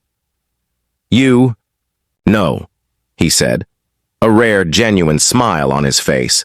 "For a man who claims he's no superhero, you do a pretty good job of saving people." I looked around my workshop, at the blueprints on the table, at the half-finished chair in the corner, at the clumsy wooden bird on the windowsill. The climax of my story wasn't a verdict. It was this quiet, ongoing process of taking what was broken and making it whole. The power wasn't in the fall of my daughter. It was in my ability to help another father save his own legacy. It was in the realization that a foundation isn't just meant to withstand a storm. It's meant to provide a solid place for others to build their own lives. Years pass. That is their nature. They sand down the sharp edges of grief, not erasing it, but making it possible to live alongside it. My life settled into a rhythm that was richer and more purposeful than anything I had known before the storm. Carter and Thorne Artisans became a regional hallmark of quality, our pieces sought after for their blend of modern design and old-world craftsmanship. The workshop was a place of creation, filled with the scent of sawdust and the sound of quiet, focused work. It was a place where things made sense, where effort and skill yielded honest, tangible results. The Eleanor Carter Foundation grew as well, becoming a quiet but formidable force for good in our community. We never made headlines, but story by story, case by case, we were building something, a bulwark against the kind of predatory greed that had nearly shattered my own life. We helped families save their homes. We provided counsel for the elderly navigating complex legal documents, and we funded scholarships for a new generation of public servants. My power was no longer my own. It had been invested back into the community, where it multiplied, taking on a life of its own. I grew older. The lines on my face deepened, mapping the journey I had taken. My hands, though still steady, bore the nicks and scars of my work in the shop. I never remarried. Eleanor was the love of my life, the co-architect of my world, and no one could ever fill that space. But I was not lonely. My life was full of my friendship with Marcus, the camaraderie of our apprentices, and the quiet satisfaction of the foundation's work. I received a final letter from Ben a few years after his release. He had moved to a different state. He was working as a carpenter on a construction crew. He was remarried to a quiet woman who worked as a librarian. They had a young son. "I named him David," he wrote. "Not after you, not exactly, but after the idea of the man you are. A man who builds, a man who stands, I want my son to know that it's never too late to pick up a tool and start building something true. I am trying to do that. Thank you for showing me it was possible. I never wrote back. There was nothing left to say. His new life was his own to build, and my name had no place in it beyond that quiet, hopeful gesture. The true climax of this long, quiet chapter of my life came on a crisp autumn afternoon, 12 years after the sentencing. An official-looking envelope arrived. It was from the state parole board. Sarah was eligible for her first parole hearing. The letter was a formality, asking if I, as the primary victim, wished to provide a statement. For a week, I was paralyzed. The old wounds, long since scarred over, began to ache again. What could I possibly say? Should I argue for her to remain imprisoned, to serve her full sentence? The thought of her being free, of potentially having to see her again, sent a chill down my spine. Or should I remain silent, letting the system run its course? I spent sleepless nights wrestling with the question. I walked through my quiet house, the house she had tried to steal, and I saw her everywhere, a ghost in a ski mask, a specter weeping on the witness stand, a little girl laughing in the hallway. I realized that for 12 years, her imprisonment had been a kind of wall, protecting me from having to face the final, most difficult question, the question of forgiveness. I sought out Marcus. We sat on the porch of the home he still lived in, a home now filled with furniture we had built together. I told him about the hearing. He listened, his face grim. "What are you going to do?" he asked. "I don't know," I admitted. "Part of me says she should stay there forever. She almost destroyed you. She tried to destroy me." Marcus was quiet for a long time, watching the autumn leaves drift down from the trees. "Yes, she did," he said finally, "and for a long time I hated her for it. But you know, David, hate is a heavy thing to carry. It's like carrying a bag of wet cement on your back. Sooner or later it hardens and you're stuck with the weight forever." He turned to me, his eyes clear. "You taught me how to rebuild my business. You taught this whole town what integrity looks like. But you haven't finished your own project. This is the last piece. Whatever you decide, do it for yourself. Do it so you can finally put the cement down." His words settled in my heart. He was right. This wasn't about Sarah anymore. It was about me. It was about the final design of my own life. I did not go to the parole hearing, but I wrote a letter. I did not address it to the parole board. I addressed it to her.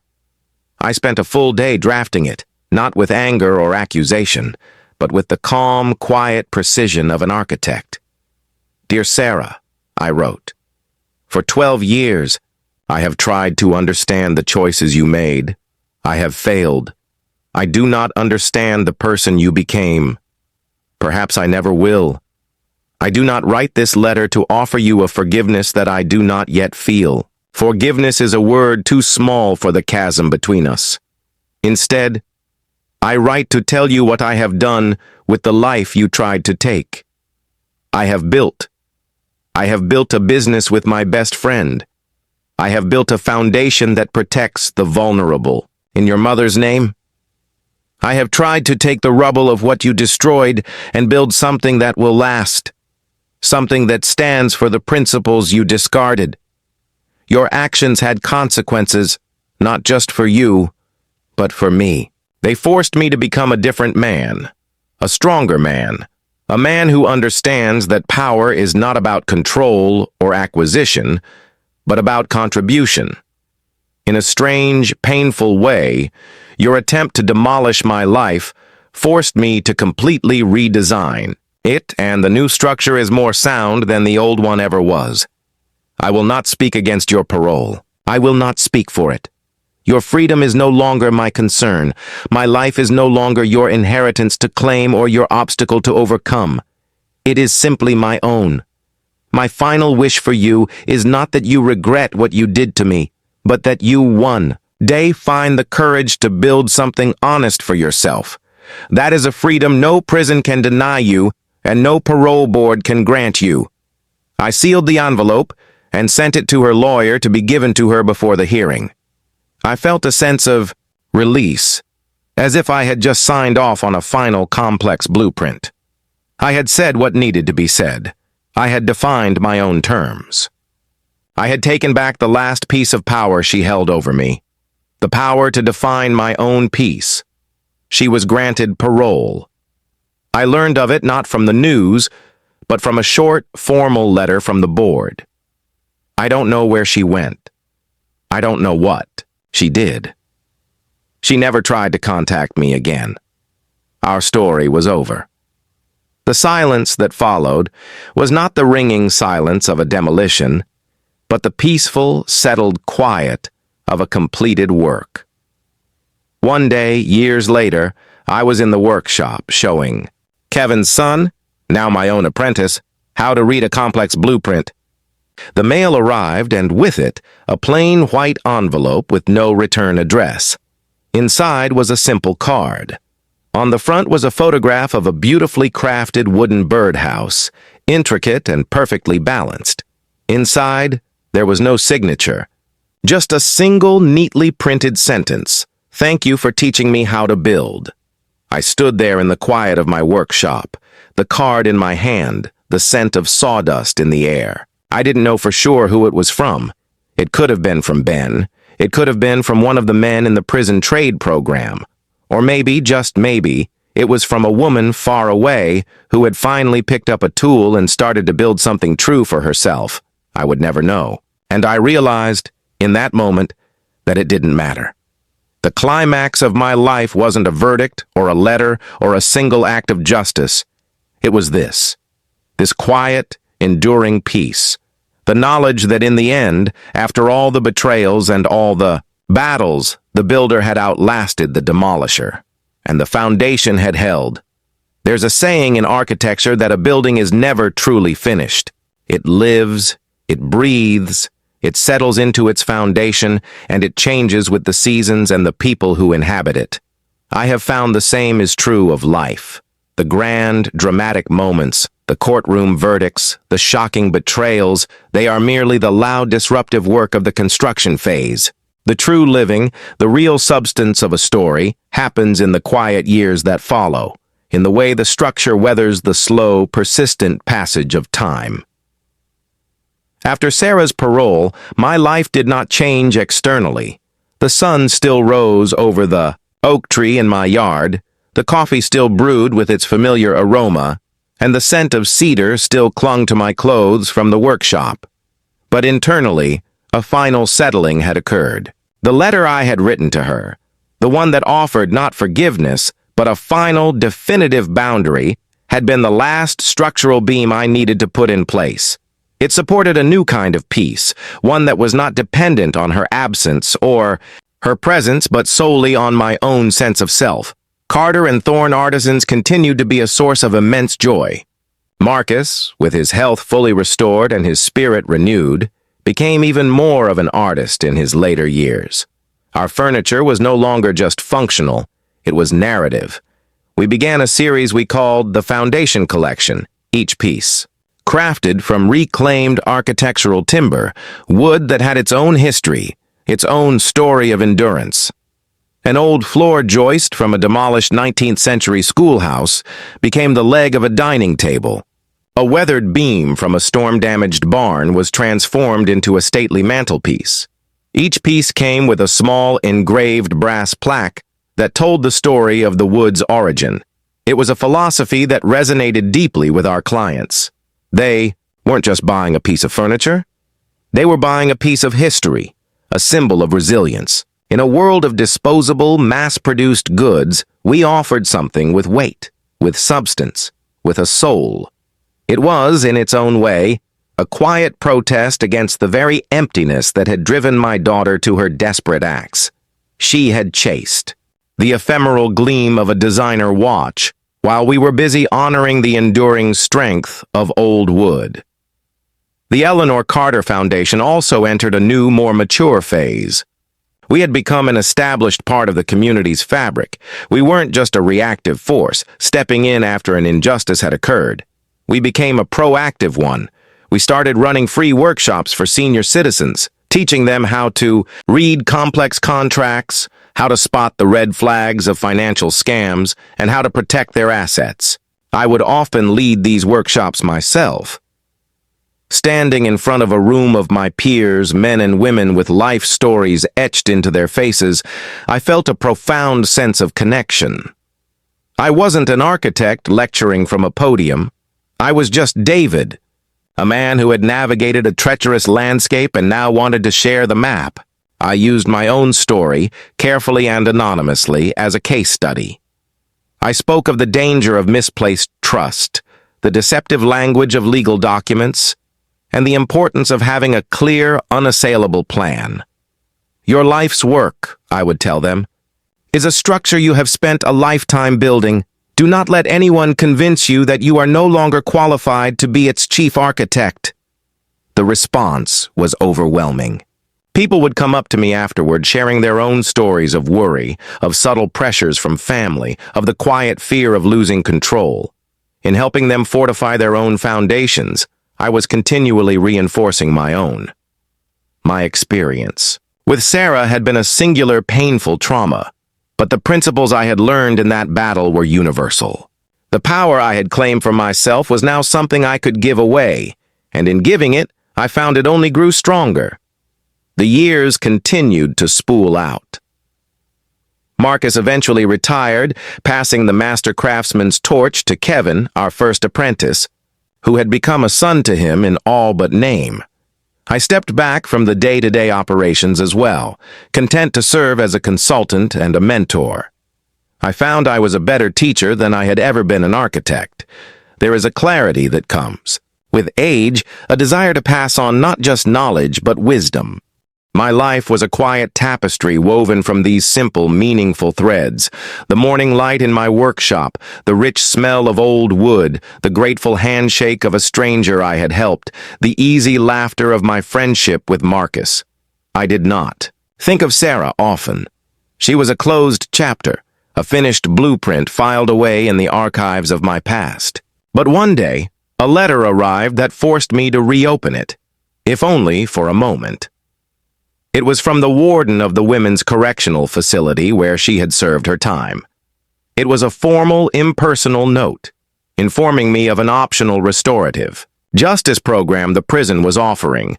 It invited victims to meet with their former inmates in a mediated setting to facilitate dialogue and potential closure. My immediate instinct was to throw the letter away. What dialogue was there left to have? What closure could possibly be found? I let the letter sit on my desk for a week, a silent, unwelcome guest. I discussed it with Marcus, who was adamant. "Don't do it, David," he said, his voice hard. "There's nothing for you there but more pain. You've built a good life. Don't let her ghost tear it down again." He was right, of course. It was a risk. But as the days passed, a different thought began to take root in my mind. It was the architect's curiosity, the builder's need to understand the source of a structural failure. I had spent years analyzing what she did and how she did it, but I had never truly understood why. Not the superficial why of greed, but the deeper foundational why. What was the flaw in her own internal architecture that had led to such a catastrophic collapse? I realized that my piece, as solid as it felt, had one untested element. It was a piece built in her absence. I needed to know if it could withstand her presence. I needed to inspect the final, most painful part of the structure. With a heavy heart, I replied to the warden. I agreed to participate. The meeting was set for a month later. In that time, I did not prepare a speech or a list of accusations. I did something else. I went down into my basement and found a box of old home movies, the ones Eleanor and I had filmed on a clumsy Super 8 camera when Sarah was a child. I set up the old projector, and for the first time in over a decade, I watched her. I saw a little girl with bright, laughing eyes chasing butterflies in our backyard. I saw a 5-year-old proudly showing me a finger painting, her hands covered in a rainbow of colors. I saw a 10-year-old on a stage, her face a mask of concentration. as she played a halting but heartfelt piano recital. In all those flickering, silent images, I searched for a sign, a shadow, a hint of the woman she would become. But I found none. There was only a child who looked at her father with an uncomplicated, trusting love. And as I watched, the question in my mind shifted. It was no longer, how could she do this to me? It became a question far more painful. What did I do to lose her? I didn't have the answer. But I knew that was the question I would carry with me into that sterile, mediated room. This wasn't about confronting a criminal.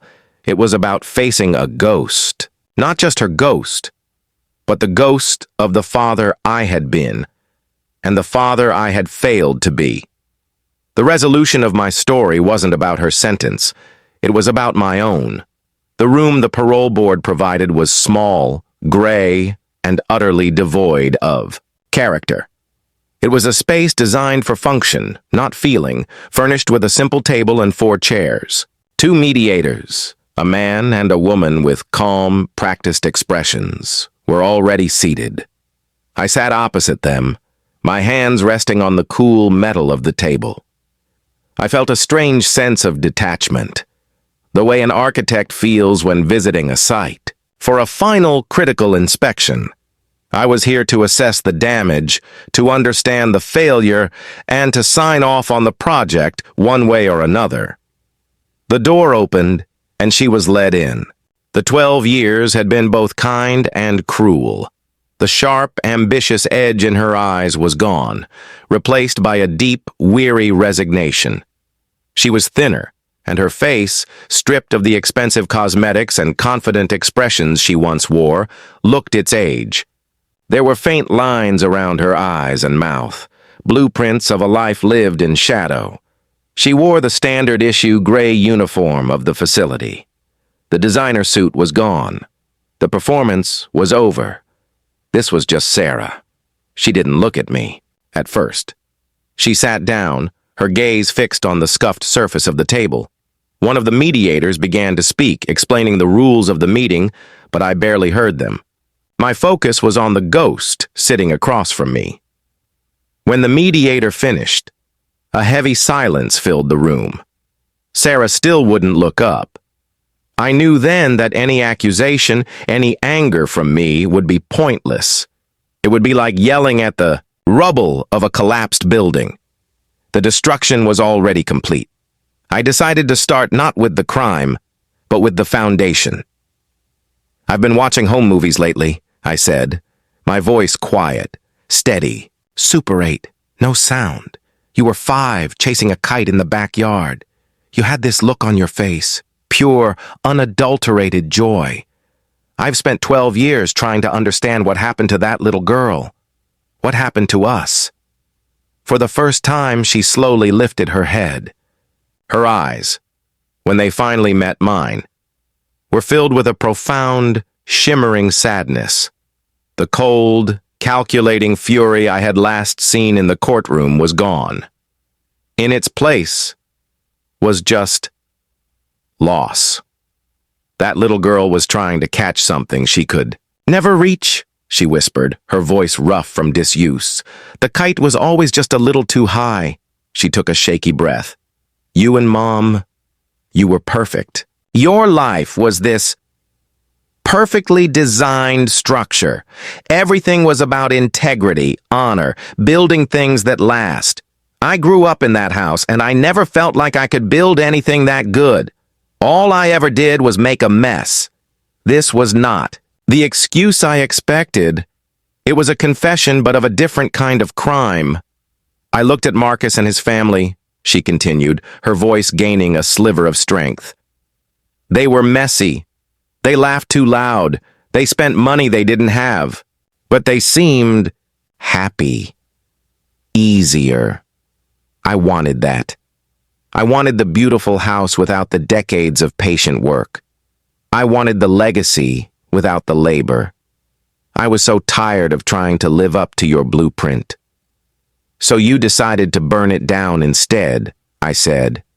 Not as an accusation, but as a quiet statement of fact. She nodded, tears finally tracing paths down her cheeks. Yes, it was easier to be a villain than to feel like a failure. If I couldn't be the daughter who built something worthy of you, I would be the one who took it all. At least that was a role I knew how to play. I was so angry, so jealous of the effortless goodness you both had. I turned it into a weapon. And there it was. Not a justification, but an explanation. The fatal flaw in her foundation. She saw our principles not as a gift, but as a burden. She saw our love not as a support, but as a standard she could never meet. I had spent my life showing her the finished, polished structure, but I had failed to show her the sweat, the mistakes, and the patient labor that went into building it. "I failed you, Sarah," I said, and the words came from a place deeper than anger. "I taught you to admire the building, but I never taught you how to hold the tools." The mediators were silent, allowing the weight of our shared admission to settle in the room. This was the true moment of justice. Not a verdict in a courtroom, but a quiet, painful acknowledgement of a shared, catastrophic failure. I reached into my jacket pocket and pulled out a small, worn business card. I slid it across the table. It was for the Second Chance Builders program, the one my foundation anonymously funded, the one that taught inmates skilled trades. She looked down at the card, her brow furrowed in confusion. "That is a tool," I said. "It's not an inheritance. It's not a gift. It is an opportunity, should you choose to take it, to learn how to build something for yourself, from the ground up. Something honest, something true, something that is entirely your own design." She picked up the card, her fingers tracing the simple printed letters. She didn't say thank you. She didn't promise anything. She just nodded, a single, slow, deliberate motion. For the first time, a flicker of something other than despair appeared in her eyes. It wasn't hope, not yet, but it was the closest thing to it I had seen in over a decade. I stood up. The inspection was over. The structure was what it was. A ruin, but one whose foundational flaws were now finally understood. "Goodbye, Sarah," I said. "Goodbye, Dad," she whispered. I walked out of that room and didn't look back. I didn't feel happy. I didn't feel healed. I felt complete. The architect's final project was not to build a bridge back to his daughter, but to draw a blueprint for peace. And the work, at last, was done. In the end, a life isn't defined by a single catastrophic failure, but by the quiet, patient work of rebuilding that follows. My daughter's story is one of demolition. Mine, I hope, is one of reconstruction. I couldn't rebuild what we had lost. No architect is that good. But I could take the rubble, the pain, the hard lessons, and use them to build a new legacy.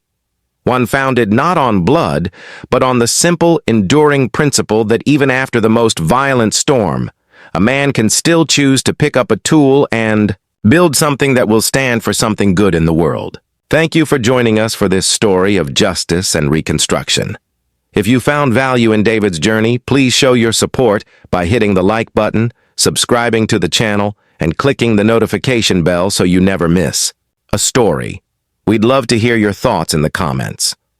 What do you think is harder, to forgive someone who betrayed you or to rebuild your own life after the damage is done? Thank you for watching, and we'll see you in the next chapter.